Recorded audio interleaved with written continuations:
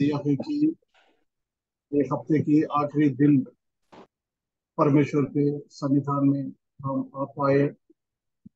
परमेश्वर के वचन से आशा की वचन, परमेश्वर का हर एक मसीही लोगों का, विश्वासी लोगों का आशा ये है कि हमको लेने के लिए प्रभु यीशु मसीह आएगा।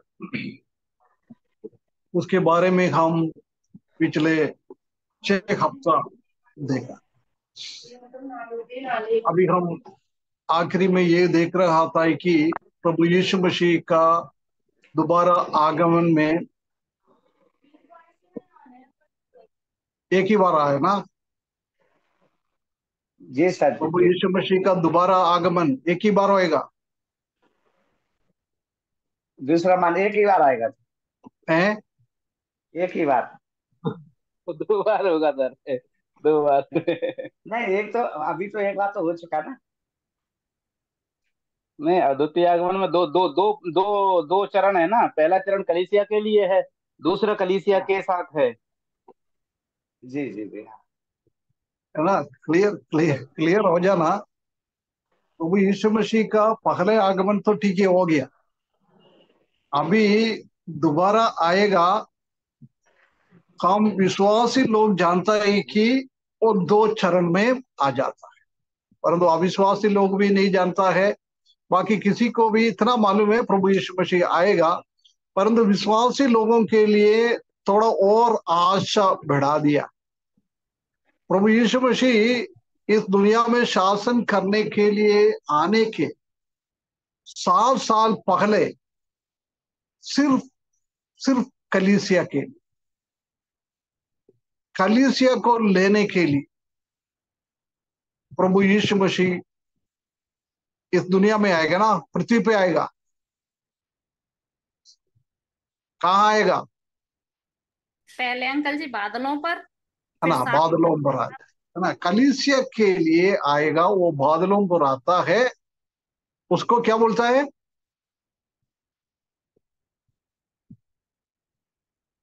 क्या बोलता है उसको? पुनरागमन, नहीं, पुनरागमन में रैप्चर दो ऑफ द चर्च, है। Rapture of the church. हाँ, रैप्चर ऑफ द चर्च, कलीसिया को उठा ले जा, उसको बोलता है रैप्चर ऑफ द चर्च। उसके बाद 7 साल के बाद प्रभु यीशु मसीह आएगा इस दुनिया में, पृथ्वी पे। कौन सी जगह में आता है वो?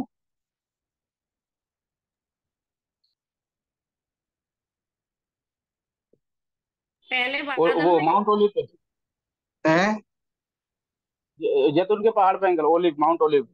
हाँ, माउंट ओलिव, जगह उनकी पहाड़ पर वो आएगा। उसको क्या बोलता है?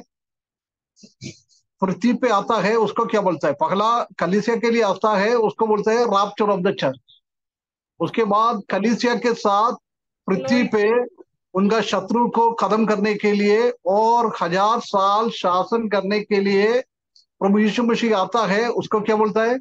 Glorious appearance. हाँ, ग्लोरियस अपीयरेंस, महिमा में वो आ जाए।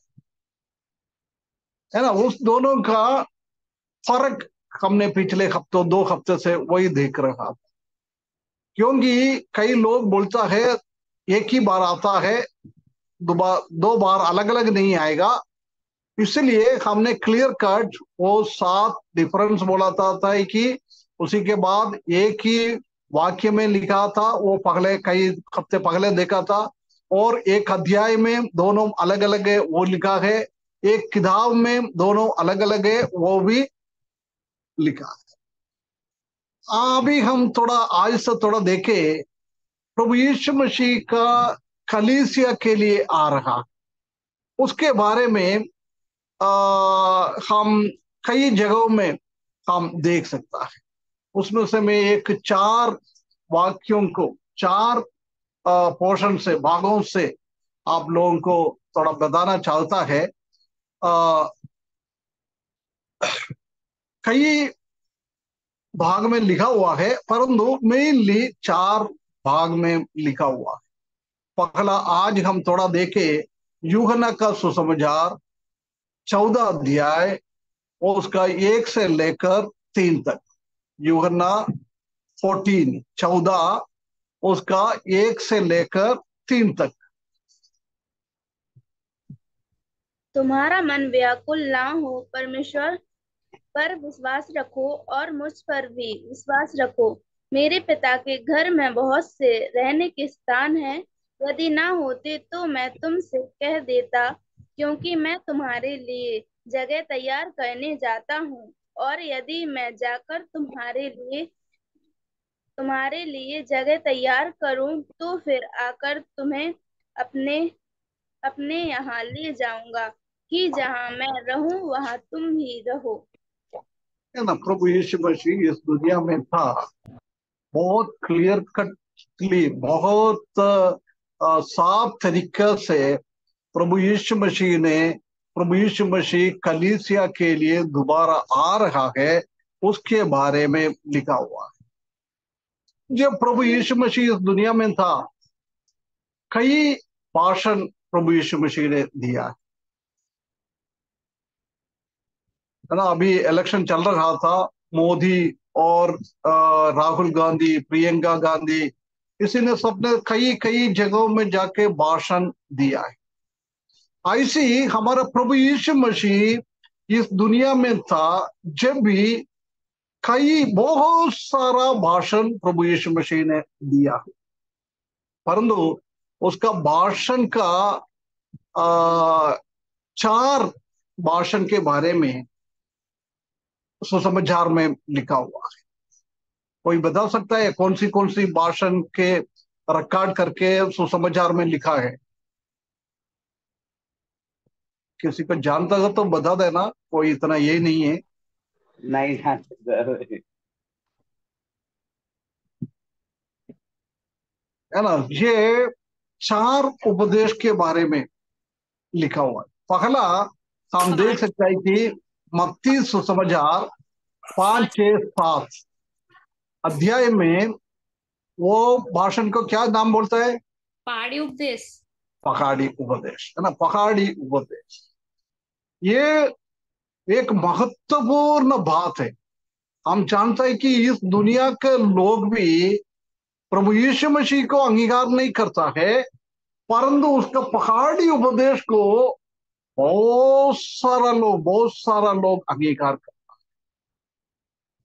इतना बहुमूल्य चीज से प्रभु यीशु मसीह ने पहाड़ी उपदेश में हमको बताया है। कितना बहुत बड़ी बड़ी बात है। पुराना नियम से कुछ कोट करके पुराना नियम से भी बड़ा है हम नया नियम, वो बताने के लिए प्रभु यीशु मसीह ने बहुत सारा चीजें, कई गवर्नमेंट में रूल रेगुलेशन बनाने के लिए कई जगहों में ये पहाड़ी उपदेश को लिया हुआ है। हमारा राष्ट्रपिता महात्मा गांधी, उसी ने क्या क्या भारत के लिए किया है, उसी का आधार प्रभु यीशु मसीह का पहाड़ी उपदेश था। प्रभु यीशु मसीह ने उसने अपना उद्धार करते के रूप में सिखाया नहीं है, परंतु प्रभु यीशु मसीह को वो मानता था, उनके उपदेश को वो मानता था। उनके उपदेश के हिसाब से ही वो ब्रिटिश लोगों के साथ फाइटिंग करने के लिए निकलता है ना। ऐसी एक बहुमूल्य चीज है पहाड़ी उपदेश। उसके बाद हम देख सकते हैं कि मत्ती सुसमाचार 13वें अध्याय में, जानता है 13वें अध्याय में क्या लिखा है? किसी को याद है?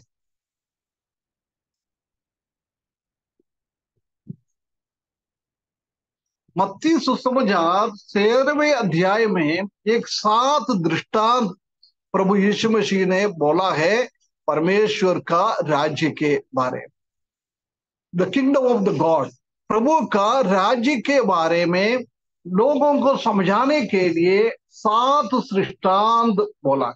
आपको जब टाइम मिलेगा पढ़ के देख लेना, एक एक दृष्टांत प्रभु यीशु मसीह ने अपना राज्य के बारे में, आने वाला राज्य के बारे में दिया हुआ है। उसके बाद मत्ती सुसमाचार 24 अध्याय में, 24 अध्याय में क्या है, याद है किसी को?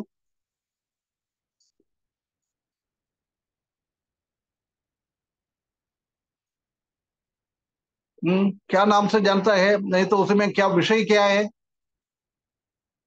अभी हमने ये चालू किया है, उसके बाद भी मैंने कई बार मंदिर के सुसमाचार विषय का में अंकल। 3 अध्याय के बारे में बोला था, बार बार बोलता था।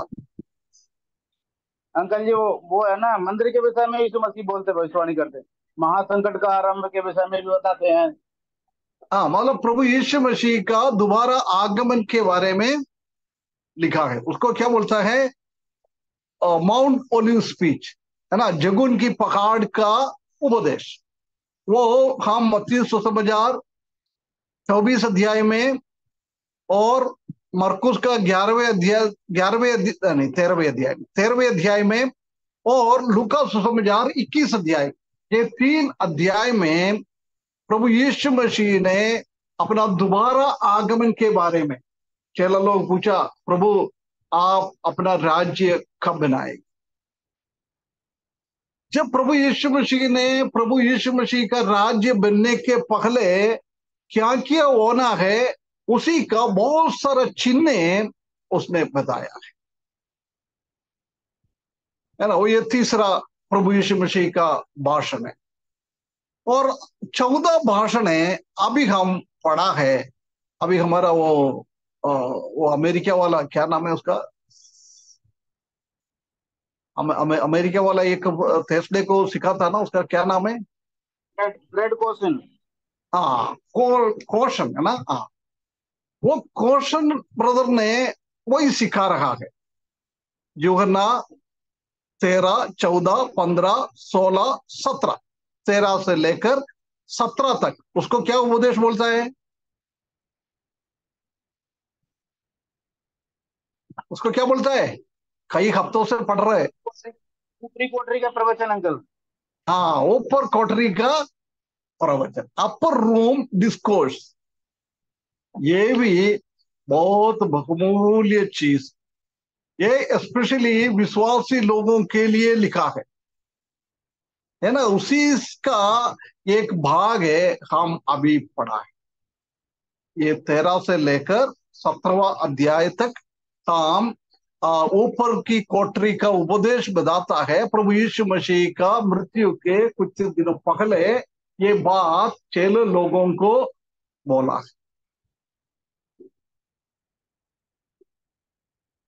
है ना। उसी में से ये के अभी हमने पढ़ा है।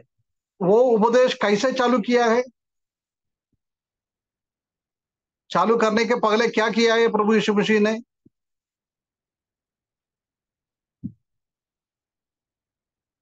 पहाड़ पर गए थे अंकल जी। नहीं, क्या क्या करने के बाद प्रभु यीशु मसीह ने ये उपदेश देना चालू किया है? मत्ती रचित सुसमाचार में 4 अध्याय में शैतान से परीक्षा हुआ था। नहीं नहीं नहीं नहीं, यूहन्ना यूहन्ना रोटी के 13 बारे में, से प्याले के बारे में बता रहे थे। है। रोटी के बारे में, प्याले के बारे में वो लेके बता रहे थे। नहीं, वो उपदेश देने के पहले प्रभु यीशु मसीह ने कुछ किया है। पैर धोया चेलों का। हाँ, चेले लोगों का पैर, चेले लोगों का पैर धोने के बाद वो पेसका के लिए बैठ रहा था।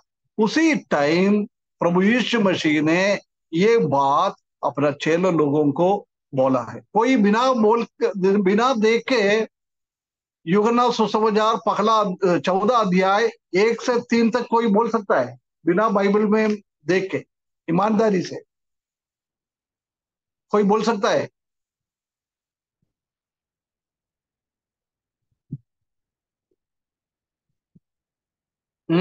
गौरव पूछ, देखना मत है, मैं नहीं देखेगा तो परमेश्वर देखता है।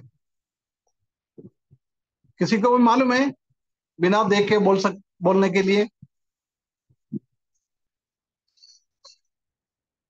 हैं? अंकल जी एक बार और रिपीट कीजिए। यूहन्ना सुसमाचार 14 अध्याय पहला, दूसरा, तीसरा, ये पद हम आज सीखने के लिए जा रहा है। मैं पूछ रहा है, बिना बाइबल खोल के वो वचन कोई बोल सकता है क्या? तुम्हारा मन जी व्याकुल ना हो। अंकल जी, है? बिल्कुल बोल सकते हैं अंकल। थोड़ा थोड़ा नहीं, आप दीपू दीपू ने और याद किसी कर को, लिया, दीपू और ने किसी याद को कर बोल लिया सकता था है? देख।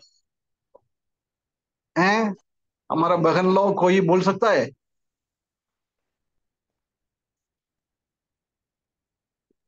व्याकुल होने के विषय में अंकल जी, तुम्हारा मन व्याकुल ना हो। हाँ, तुम्हारा मन व्याकुल ना हो। हाँ, आगे। व्याकुल ना होने के लिए प्रभु ने कुछ बातें बताया। अभी हमारा दीपू भाई बोलेंगे, बोल दो दीपू भाई। तुम्हारा मन व्याकुल ना हो, परमेश्वर पढ़ना पर नहीं है। विश्वास रखो। सही कौन, है ना जितेंद्र अंकल? भाई बोल रहे हैं क्या? हाँ जी अंकल जी। हाँ, बोलिए बोलिए। आज यूहन्ना 14 में ये लिखा है, पहला में, तुम्हारा मन हम्म। व्याकुल ना हो, परमेश्वर पर विश्वास रखो। हम्म। और किसके ऊपर भी विश्वास रखना है? प्रभु यीशु मसीह के ऊपर। हाँ, मुझ पे भी विश्वास रखो। हाँ, उसके बाद दूसरा पद। मेरे पिता के घर में हम्म। रहने के बहुत से स्थान हैं। बिना बिना देख के बोल रहे हैं ना? आज हाँ, ठीक है। हाँ हाँ हाँ। मेरे पिता के घर में बहुत से रहने के स्थान हैं। हम्म। अ, अ, यदि ना होते तो, हाँ। मैं यदि मैं तुम्हारे लिए जगह तैयार करने के लिए जाता हूँ। ये शायद हाँ, तीसरे में लिखा है। नहीं नहीं नहीं, नहीं दूसरा में ही नहीं, है, दूसरा में ही है। हाँ, अभी तीसरा बोलो।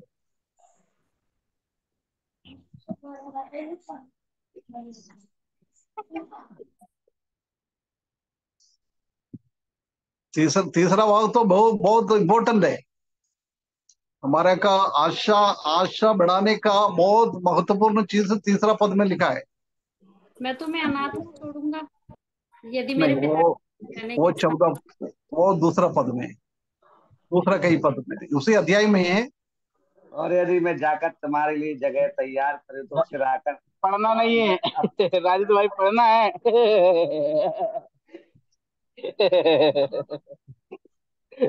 ठीक है। अभी थैंक यू जितेंद्र भाई, कम से कम इतना तो आपने बोल दिया है, बहुत बहुत अंकल धन्यवाद। समूह तीसरी आयत। हाँ, बोलिए। ऐसा लिखा है कि मैं चाहता हूँ जहाँ मैं रहूँ वहाँ तुम भी रहो। मैं तुम्हारे लिए स्वर्ग में जगह तैयार कर रहा हूँ, जहाँ मैं हम्म। रहूँ वहाँ तुम भी रहो। नहीं, उसमें थोड़ा सा और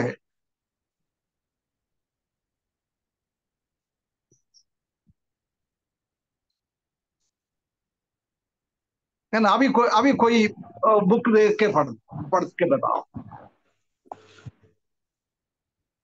तीसरी आयत अंकल जी के पहला ही आयत। हाँ हाँ, तीसरा तीसरा। पहला दूसरा तो बोल दिया है। हाँ। और यदि मैं जाकर तुम्हारे लिए जगह तैयार करूँ तो फिर आकर तुम्हें अपने यहाँ ले जाऊंगा कि जहाँ मैं रहूं वहाँ तुम भी रहो। ना, ये तो ना बहुत बड़ी बात है ना। प्रभु यीशु मसीह दूसरा पद में बोल रहा है, मैं जगह तैयार करने के लिए जा रहा है। उससे हमको क्या मिलेगा? है ना? सिर्फ उतना मैं नहीं ना रहा। प्रभु यीशु मसीह ने बोल के खत्म कर दिएगा तो हमको कोई फर्क नहीं पड़ता। है ना? मैं जा रहा है जगह तैयार करने के लिए, परंतु उधर नहीं छोड़ा है, उधर कदम नहीं किया है। आगे क्या बोल रहा है? मैं वापस आ जाऊंगा। अभी मैं तैयार करने के लिए जा रहा है, मैं वापस आऊंगा, और जहां मैं रहा हूं वहां तुम भी रहे। है ना? कितना कितना बड़ी बात प्रभु यीशु मसीह का मुंह से तैयार करो तो फिर निकला आकर हुआ। तुम्हें अपने यहाँ ले जाऊंगा कि जहाँ मैं रहूं वहाँ तुम भी रहो। मुस्कान। Sorry sorry. है हाँ ना? ओके। देख, इधर प्रभु यीशु मसीह बोल रहा है, तुम्हारा मन व्याकुल ना हो। हम जानता है कि हरे इसी से कोई भी अलग नहीं, कोई भी इसमें से बचा नहीं। दुनिया में कितना लोग हैं, आदम से लेकर प्रभु यीशु मसीह का आगमन तक, उस कितना लोग इस दुनिया में रखा है, कोई भी इसी से मुक्त नहीं, कोई भी इसी से फ्री नहीं है। मन व्याकुल ना हो, बहुत सारा चीज है। आज हम ये अध्ययन के लिए बैठ रहा है, उसके बाद भी हमारे हृदय के अंदर कई वेदनाएं, कई व्याकुल, कई चिंताएं आ जाता। जब तक हम इस दुनिया में रहता है, सबके ऊपर उनका हृदय व्याकुल होता है। किसी का भी हम इंटरव्यू ले, एक भिखारी से लेकर इस दुनिया का सबसे बड़ा अमीर, हमारा इंडिया का अमीर अंबानी है, उसी लोगों से भी पूछेगा तो भी कोई भी चिंता से मुक्त नहीं।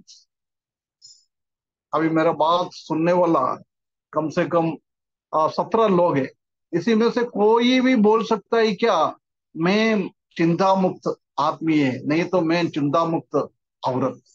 कोई बोल सकता है?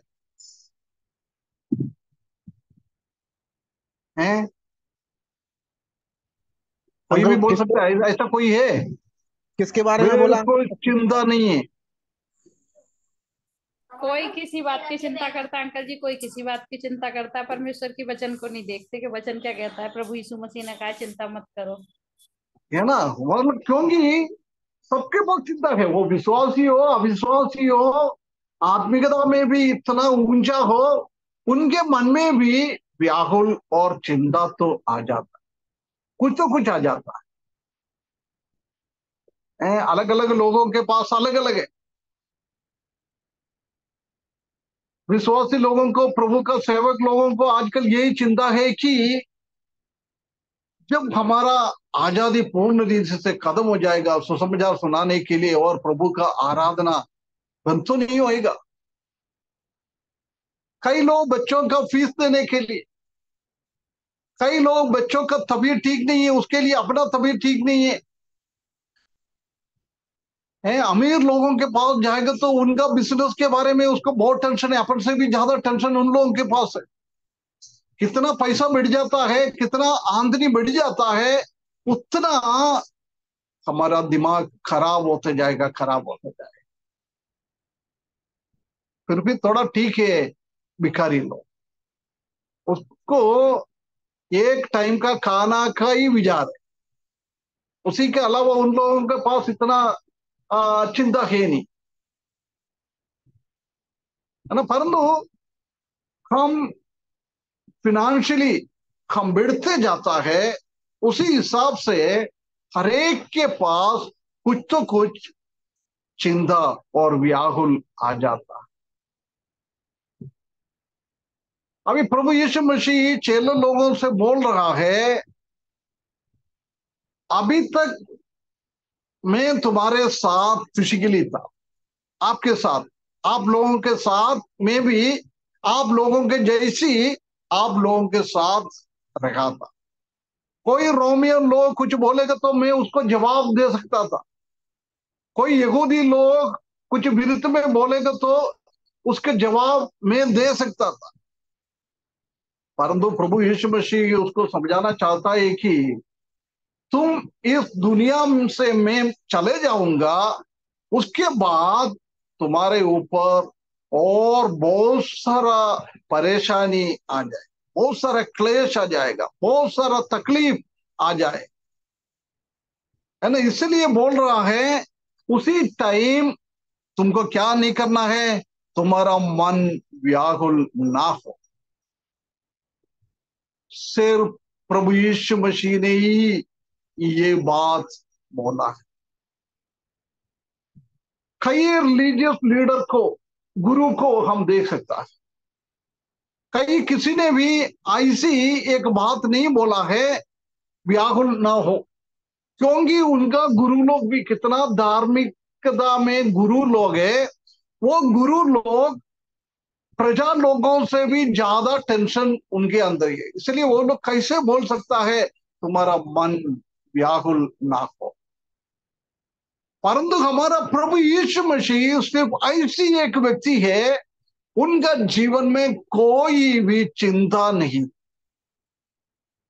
एक चिंता मुक्त व्यक्ति था प्रभु यीशु मसीह। क्योंकि प्रभु यीशु मसीह को आखिरी टाइम तक होने का हर एक चीज मालूम था। प्रभु यीशु मसीह इस दुनिया में आने से पहले प्रभु यीशु मसीह को मालूम था मैं कष्ट सहने के लिए और मरने के लिए जा रहा है, इसलिए उसको उसके बारे में चिंता करने की जरूरी नहीं, क्योंकि ऑलरेडी उसको मालूम है, उसने मेनली उसी चीज के लिए ही आया है। हम व्याकुल क्यों होता है, हमारे भविष्य के बारे में हमको नहीं जानता। प्रभु यीशु मसीह इस दुनिया में आया था, उनका जीवन में और हमारे जीवन में यही फर्क है। प्रभु यीशु मसीह को भविष्य के बारे में मालूम, कल क्या होने वाला है वो सब कुछ प्रभु यीशु मसीह को मालूम। परंतु हमको क्या है, हमारे जीवन में एक सेकंड के बाद क्या हो रहा है वो हम नहीं मालूम। हमारा बच्चों का भविष्य कैसे जाएगा हम नहीं जानता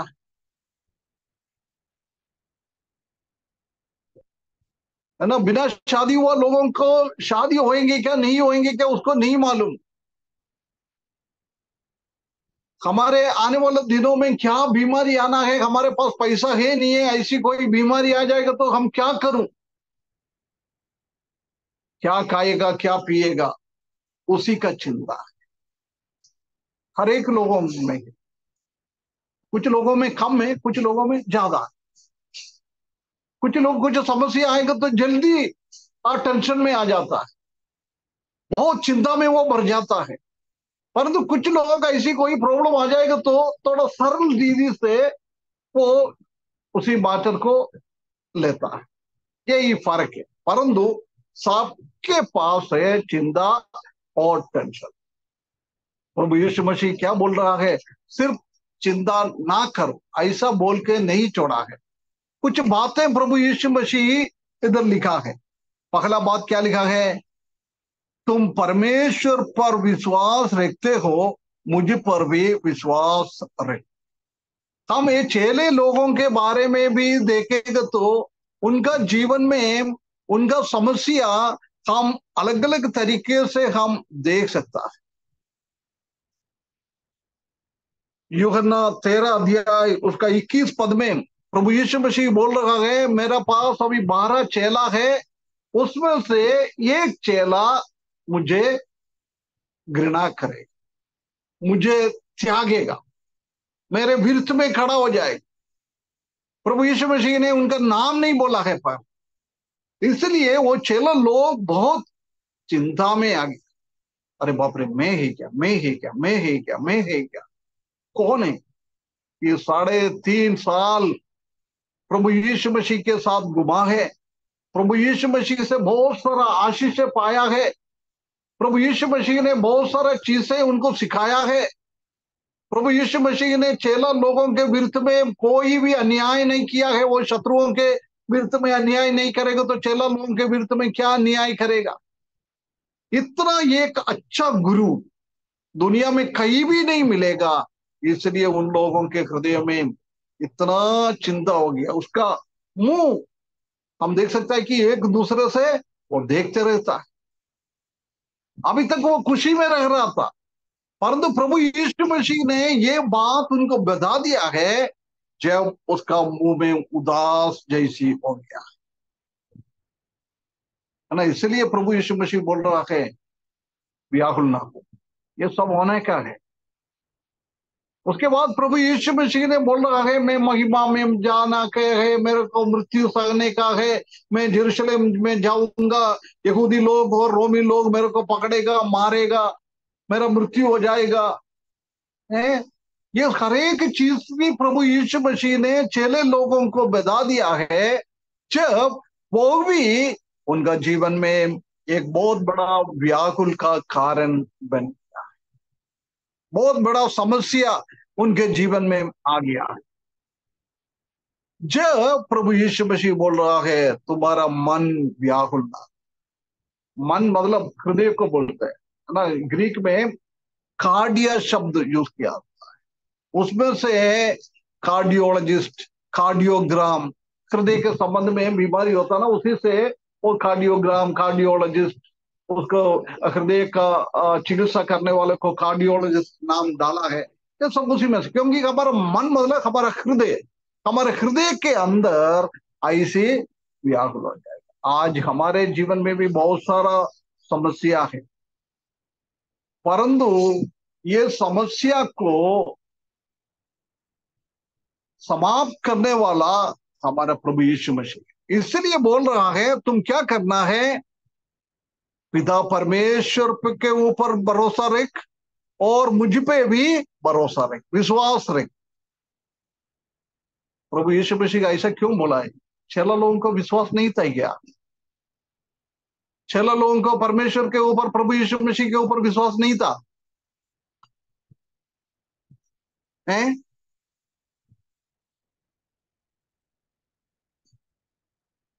नहीं था क्या? क्या सर? कोई ध्यान से नहीं सुन रहा। प्रभु यीशु मसीह के बोल रहा है मेरे ऊपर और परमेश्वर पिताजी के ऊपर भरोसा रख, विश्वास रख। इन लोगों का परमेश्वर के ऊपर और प्रभु यीशु मसीह के ऊपर विश्वास नहीं था क्या? हाँ, हैं? विश्वास था, लेकिन अंकल वो यीशु मसीह खुद ही जानता था कि ये लोग विश्वास में परिपक्व नहीं है। क्यों सही परिवर्तन है। नहीं है? उसने उनका नौकरी छोड़ दिया है, उनका नेट छोड़ दिया है, मछली पकड़ने का वो जोड़ दिया है, बोट जोड़ दिया है, सब कुछ छोड़कर प्रभु यीशु मसीह के पीछे आंख बंद करके आया। बोला तो ये जी सब वो छोड़ो, इसीलिए मेरे यीशु पास मसीह आ ने जाओ। उसका मतलब ये क्या उनका विश्वास नहीं था क्या? उनका विश्वास मजबूत था, इसलिए उसने छोड़ के वो प्रभु यीशु मसीह के पीछे आया। फिर क्यों प्रभु यीशु मसीह उनका ऐसी बोल विश्वास, रहा है? अंकल जी उनका हाँ विश्वास तो था, लेकिन प्रभु यीशु मसीह ने उनसे कहा था ना कि मैं जा रहा हूं, तो उनका हम्म मन क्या है, थोड़ा सा व्याकुल होने लगा था, क्रोधित होने लगा, मतलब वो निराश होने लगे थे कि अब क्या होगा, कौन ऐसे करेगा। तो वो प्रभु के उनको क्या है, आशा देते हैं कि तुम जिस प्रकार से हाँ परमेश्वर हाँ, मन ये ना वही प्रभु यीशु मसीह ये कहना चाहता था कि भैया मैं अभी तुम्हारे पास था, तुमको कोई कमी गड्डी नहीं हुआ है, मैं तुमको रक्षा किया है, परंतु मैं इस दुनिया छोड़ के जा रहा। मैं तुम्हारे साथ था जब भी तुम लोगों को कुछ परेशानी वो बाहर का लोग करने चालू किया था, परंतु मैं है नहीं तो तुम्हारे ऊपर बहुत सारा बोझ आएगा, बहुत सारा समस्या आएगा तुम्हारे ऊपर। इसलिए बोल रहा है अभी तुमने कैसे विश्वास रखते हुए, मेरे ऊपर भरोसा रखते हुए मेरे पीछे वो लिया है, ऐसी मैं है नहीं है, उसी टाइम भी मुझे ऐसी तुम लोग विश्वास रख, मेरे ऊपर भरोसा रखो। ये सिर्फ विश्वास चेले लोगों के लिए नहीं है, हमारे लिए भी प्रभु यीशु मसीह का उपदेश। प्रभु यीशु मसीह बोल रहा है अभी एक ने बोला था हमने अनाथ नहीं छोड़ता, वो हमारे साथ है। इसलिए वो प्रभु यीशु मसीह के ऊपर भरोसा रखना, प्रभु यीशु मसीह के ऊपर और परमेश्वर के ऊपर विश्वास रखना बहुत जरूरी है ना। हम जानता है कि प्रभु यीशु मसीह ये विश्वास को, क्योंकि पूर्ण रीति से परमेश्वर के ऊपर भरोसा रखना है, पूर्ण रीति से परमेश्वर के ऊपर विश्वास रखना है। परमेश्वर का अभाव में भी हम प्रभु यीशु मसीह के ऊपर भरोसा रखना है। वो भरोसा दूसरों को भी तुम लोगों को सिखाना है। तुम्हारा भरोसा मेरे ऊपर कैसा है वो देख लोग आगे बढ़ना चाहिए। ये परमेश्वर सिखाना चाहता है। आज हमसे भी ये कहता है, तुम मेरे ऊपर भरोसा रख, विश्वास रख, क्योंकि वो विश्वास देख के आपका बच्चन लोग भी मेरे ऊपर भरोसा और विश्वास रखे। इसलिए शलोमोन ने व्यवस्था विवरण में और नीति वचन में, सॉरी, मूसा ने व्यवस्था विवरण में और शलोमोन ने सब प्रोवर्ब में, नीति वचन में बार बार बोल रहा है, परमेश्वर का ऊपर भरोसा रख, परमेश्वर का वचन याद कर, तुम दूसरे बच्चों को तुम सिखा दे, आने वाला पीढ़ी को तुम ये बातों को सिखा दे। ये परमेश्वर हमसे कहता है। इसलिए बोल रहा है, तुम क्या है, तुम मेरे ऊपर भरोसा रख, मेरे ऊपर विश्वास रख। मैं अभी इस दुनिया से जा रहा है, तुम्हारे ऊपर बहुत सारा क्लेश और तकलीफ परेशानी आ जाएगा, इसलिए तुमको क्या करना है, विश्वास में आगे बढ़ना है ना। परमेश्वर के वचन में 3 तरीके के विश्वास के बारे में बोला है। याद है किसी को? 3 तरीके का विश्वास, 3 टाइप्स ऑफ फेथ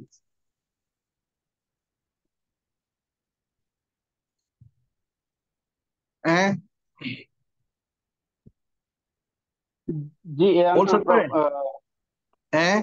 उद्धार के विषय में विश्वास, यदि कोई विश्वास करेगा तो नाश नहीं होगा।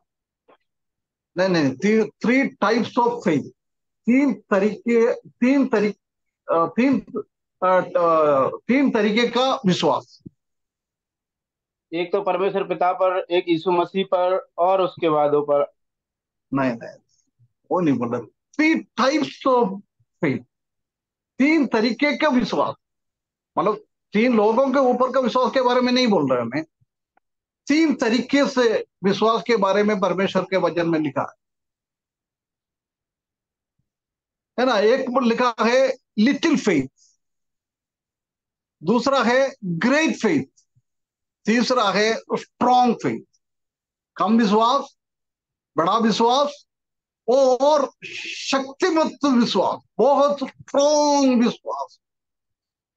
प्रभु यीशु मसीह ने खुद ही प्रभु चेले लोगों को बहुत बार बोला है, तुम्हारा विश्वास बहुत कमजोर है, वो लिटिल विश्वास है विश्वास है, परंतु इतना मजबूत नहीं है। वो चेले लोग अकेले बोट में जा रहा था, प्रभु यीशु मसीह उनके पास आया, उसको डांट रहा था, ये अल्पविश्वासी हो,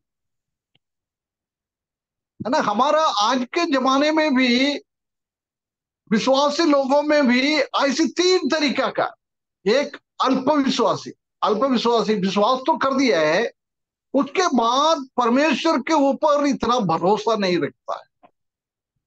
कोई समस्या आता है, वो चेलो लोग ने कैसी चंचल हुआ है, ऐसी हमारा हृदय भी चंचल हो जाता है, ठगमगाने लगता है। उसी विश्वास को बोलता है लिटिल फेथ, कमजोर विश्वास। और दूसरा है ग्रेट, बड़ा विश्वास, थोड़ा और है, छोटा मोटा बातों में हम विश्वास करता है। बहुत बड़ा बड़ा समस्या आएगा तो जब हम टगमगाता है, उसको बोलता है बड़ा विश्वास। परंतु तीसरा है स्ट्रॉन्ग विश्वास, मजबूत। वो इस दुनिया में हमारे ऊपर कुछ भी आए, हम टगमगाएगा नहीं, उसको बोलता है स्ट्रॉन्ग फेथ। हम अपने आप को एक बार जांच के देखे, हमारा विश्वास कैसा है, अल्पविश्वास है, बड़ा विश्वास है और मजबूत विश्वास। प्रभु यही चाहता है कि मेरे ऊपर तुम मजबूत विश्वास रखो। ये बोल रहा है, ये सिखा रहा है। तुम्हारे जीवन में व्याकुलता का समस्या, प्रश्न आ जाता है, कुछ भी आ जाता है, परंतु तुम्हारा विश्वास में डगमगाना नहीं चाहिए, गिरना नहीं चाहिए, स्ट्रॉन्ग होना चाहिए। परमेश्वर ये चाहता है कि हम भी हमारा विश्वास में स्ट्रोंग हो जाए ना। हमारा प्रभु का दास लोग, बहुत सारा दास लोग में पास आर्थिक समस्या आता है जब डगमगाता है ना। परमेश्वर के ऊपर भरोसा रखे तो निकल गया है प्रभु का सेवा के लिए, परंतु कभी ऐसी कुछ समस्या आता है, हम डगमगाता है, हम शिवरिंग होता है, हम हिलते जुलते रहता है।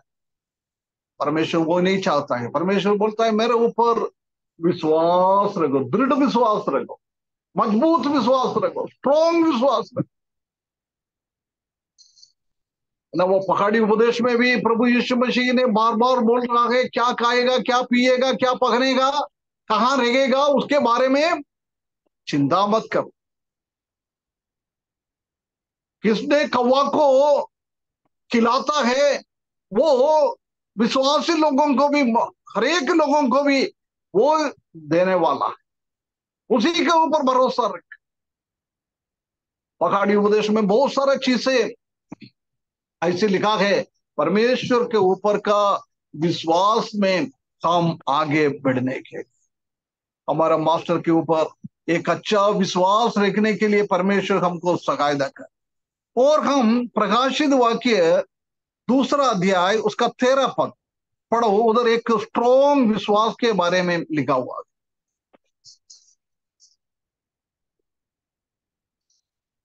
प्रकाशित वाक्य 2 अध्याय उसका इस तरह 13वां पद। मैं यह जानता हूं कि तू वहां रहता है जहां शैतान का सिंहासन है। तू मेरे नाम पर स्थिर रहता है और मुझ पर विश्वास करने से उन दिनों में भी पीछे नहीं हटा जिनमें मेरा विश्वास योग्य साक्षी अंतिपास तुम्हारे बीच उस स्थान पर घात किया गया जहां शैतान रहता है। है ना, बहुत क्लियरली परगमोस का कलीसिया के बारे में लिख रहा है। तुम्हारा बीच में अंधिप्योस, उसी को मार डाला है विश्वास के कारण।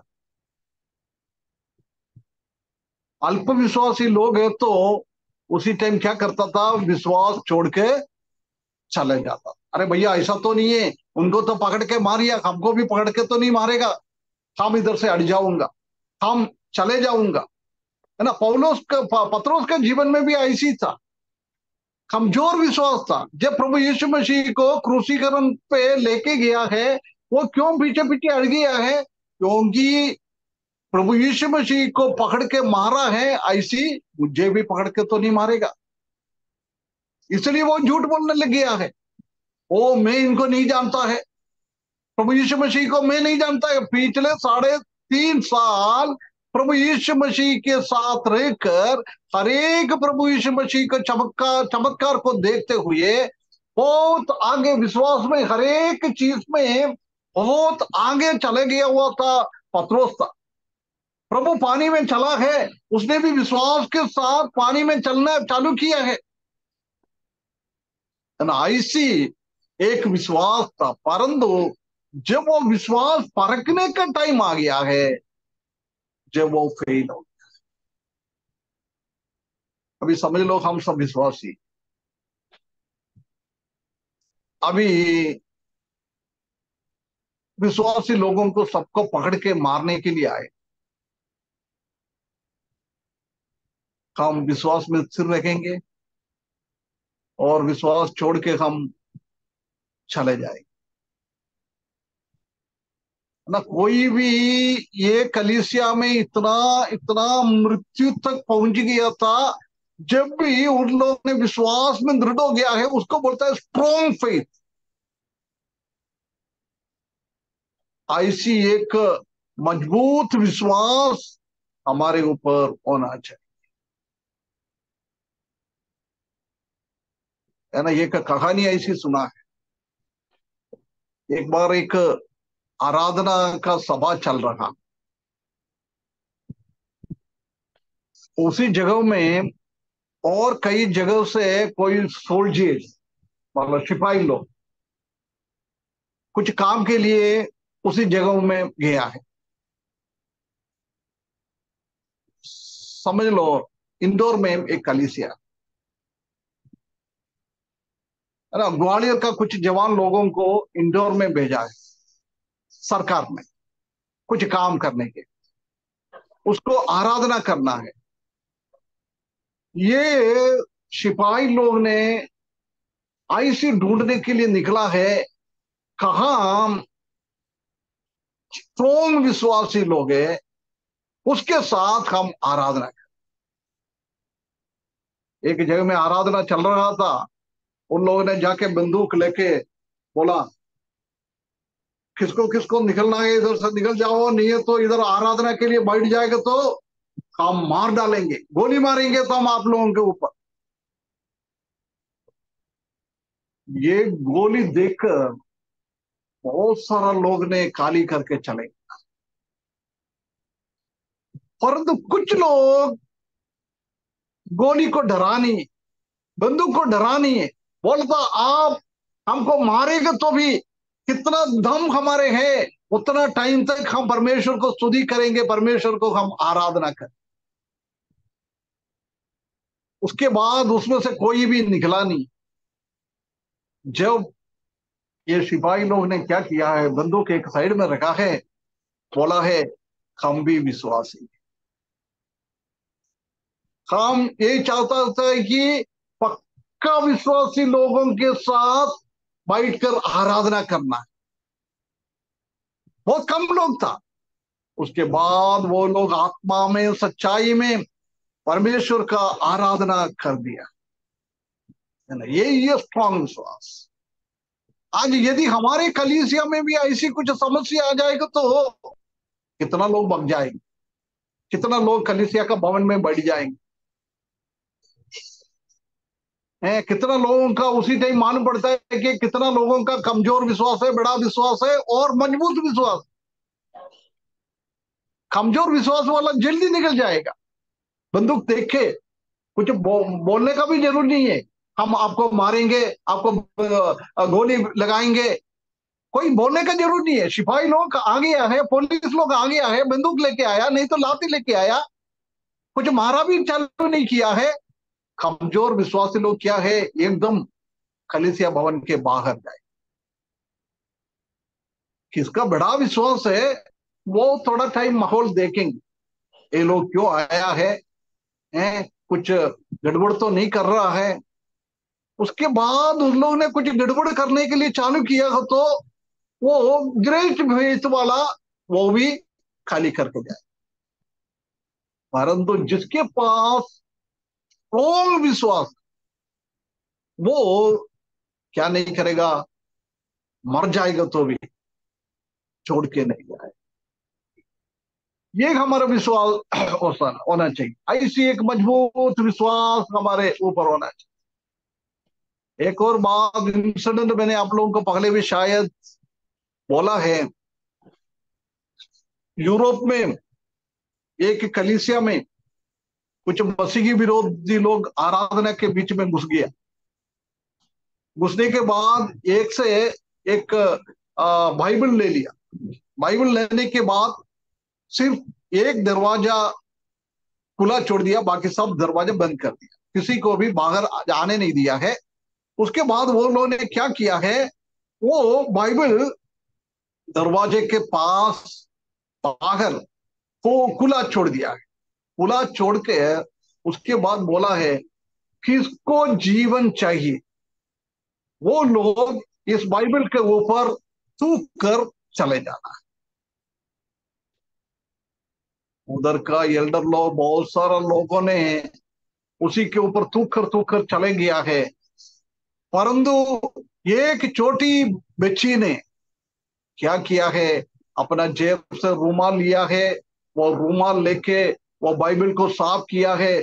साफ करने के बाद वो बाइबल लेके उसने आलिंगन करके उसी के ऊपर चुंबन दिया, उसको मार डाल दिया, गोली मार दिया। ये स्ट्रॉन्ग विश्वास। हमारा विश्वास ऐसी है क्या, एक बार हम परख कर देखना बहुत बहुत जरूरी। इसलिए विश्वासी ये चेले लोगों को बोल रहा है तुम विश्वास में दृढ़ रहो, परमेश्वर के ऊपर विश्वास रख, मुझ पे भी विश्वास रख, क्योंकि ये दुनिया को चलाने वाला हम ही है।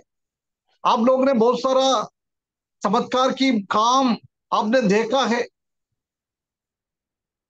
वो लोग यहूदी लोग था, उनका पुराना नियम में भी क्या क्या चमत्कारी का काम देखा है। परमेश्वर की बातों उसने सुना है, पढ़ा है, पढ़ रहा है। ऐसी अवस्था है, इसलिए बोल रहा है कि मैं इस दुनिया में नहीं है तो भी मैंने आप लोगों को क्या सिखाया है, मैंने आप लोगों को क्या क्या बताया है, क्या दिखाया है, उसी के ऊपर भरोसा रखना है। वो परमेश्वर हरेक समस्याओं का समाधान करने वाला है। परमेश्वर कितना बड़ा है। अभी अभी हमारा सामने एक दो बात हुआ है, मैं वो आपको बोलकर ये आज समाप्त करता हूं। आगे दूसरा और तीसरा पद हम अगले हफ्ते पढ़ेंगे। ये थोड़ा अच्छी बात है, इसलिए मैंने थोड़ा उसमें थोड़ा डिटेल्स में गया। अभी हम देखा है इस्राएली लोगों के बीच विरुद्ध में कई लोग, फलस्तीन लोग झगड़ा किया है। उसके बाद हमने देखा है ईरान लोग, वो भी झगड़ा चालू किया है। परंतु उधर हम देख सकते हैं कि परमेश्वर ने किस तरीके से ईरान का राष्ट्रपति को इस दुनिया से निकाल दिया है। आप विश्वास करता है ये परमेश्वर का काम है ना? बिल्कुल परमेश्वर का काम है। अभी हमारे इंडिया में देखो, पिछले 10 साल मोदी अपने आप को इतना बड़ा समझा, मैं भगवान का अवतार है, मेरे को कोई भी कुछ भी नहीं कर सकता है। मैं चाहो तो पूरा हमारा राज्य का अंबेडकर ने लिख के रखा हुआ पूरा लॉ और सबको मैं बदल सकता है। वही था उनका प्लानिंग। उसने बोला भी है, अगला शासन मेरे हाथ में आ जाएगा तो मैं ये सब करूंगा, क्योंकि उनके पास बुद्धि बहुत बहुत ज्यादा था। 2014 में हम देख सकते हैं कि 272 सीट चाहिए, परंतु सिर्फ बीजेपी को अकेले ही उससे से भी 10 सीट ज्यादा था। उनका साथ वाला दल का भी इतना जरूरी नहीं था उस शासन करने के। उसके बाद 2019 में आए हैं, उससे भी बढ़ गया। 2082 282 था, अभी 303 पहुंच गया 2019 में। और घमंड बढ़ गया, और घमंड बढ़ गया। बहुत सारा उसने कोशिश किया है। इनका राज्य के शासन के टाइम हम देख सकता है कि बहुत सारा राज्यों में एंटी कन्वर्शन बिल पास किया है। ये एक हिंदू राष्ट्र बनने के लिए जा रहा है। उसी टाइम मुसलमान लोग, ईसाई लोग, बाकी धर्म को सेकंड सिटीजनशिप बन जाएगा। आज हमारा सिटीजनशिप का कितना हम आ, फायदा उठा रहा है। ऐसी एक हिंदू राष्ट्र बन जाएगा तो हमको फायदा नहीं उठा सकता। हम इस राज्य में सिर्फ रह सकता है, और कोई सुविधा हमारे जीवन में नहीं मिले। यही था उनका काम। अभी उसने इलेक्शन चालू होने के पहले बोला है अभी 400 पार, 400 पार। कितना घमंड आ गया। परंतु परमेश्वर ने काम किया है।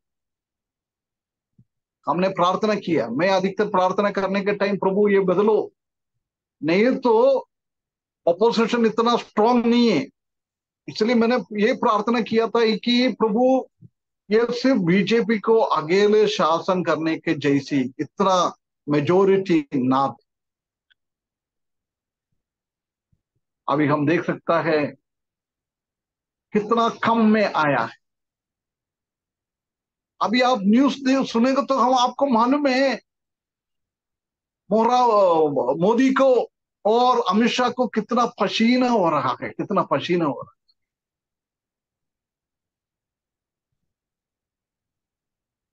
है ना। आंध्रा का वो व्यक्ति नायडू नायडू बोल रहा है अमित शाह को कोई भी मंत्री नहीं बनना है, मंत्रिमंडल के अंदर नहीं आना है, ऐसी बातों को बता रहा है। देख, हम उसको घमंड कितना था, वो घमंड को कम कर दिया।